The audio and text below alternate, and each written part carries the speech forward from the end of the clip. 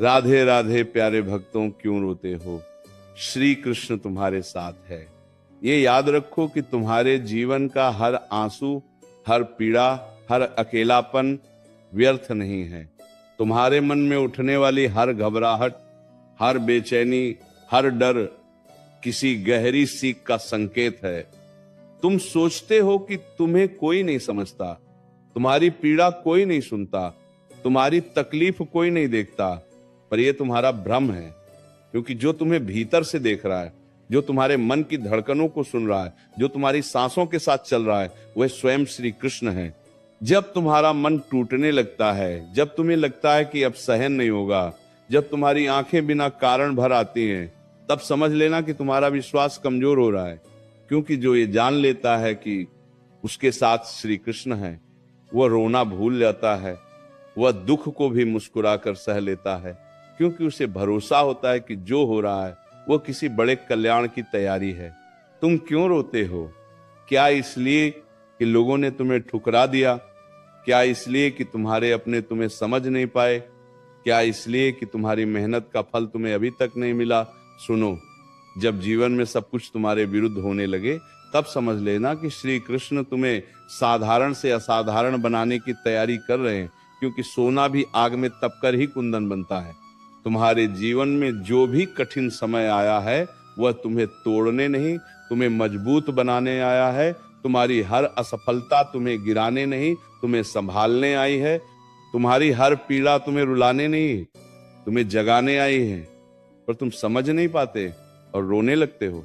तुम्हें ये क्यों याद नहीं रहता कि जिसने तुम्हें अब तक संभाला है वही आगे भी संभालेगा। जिसने तुम्हें इतने संकटों से निकाला है वही तुम्हें इस संकट से भी निकाल लेगा। तुम्हें बस धैर्य रखना है, विश्वास रखना है और अपने कर्म करते रहना है। जब रात सबसे अंधेरी होती है तभी सुबह सबसे पास होती है। जब तुम्हें लगता है कि सब खत्म हो गया तभी नई शुरुआत होने वाली होती है। ये जीवन का नियम है और इस नियम को जिसने बनाया है वह तुम्हारे साथ है। तुम अकेले नहीं हो, तुम्हारे साथ श्री कृष्ण हैं, जो तुम्हारे हर आंसू को देख रहे हैं, जो तुम्हारी हर आह को सुन रहे हैं, जो तुम्हारे हर दर्द को महसूस कर रहे हैं। तुम्हें बस अपने मन से डर निकालना है। जब भी मन रोने लगे, अपने आप से कहना, मेरे साथ श्री कृष्ण हैं।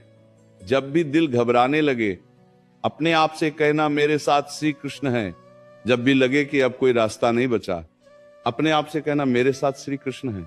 तुम्हारा रोना समस्या का समाधान नहीं है, तुम्हारा विश्वास ही समाधान है, तुम्हारा धैर्य ही समाधान है, तुम्हारी मेहनत ही समाधान है।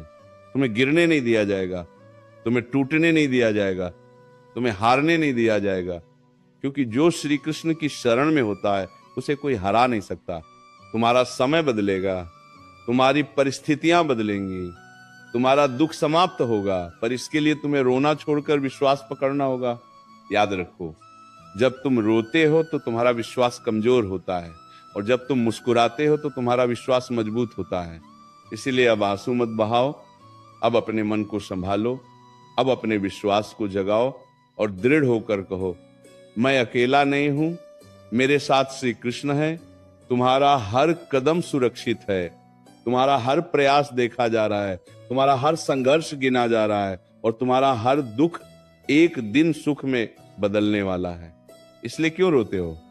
जब तुम्हारे साथ स्वयं श्री कृष्ण हैं।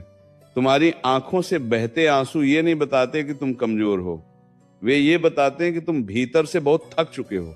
पर सुनो, थकान कमजोरी नहीं होती, ये उस यात्री की पहचान होती है जो लंबा रास्ता तय कर रहा है। और उस यात्री के साथ यदि श्री कृष्ण चल रहे हो तो उसे गिरने का भय क्यों होना चाहिए?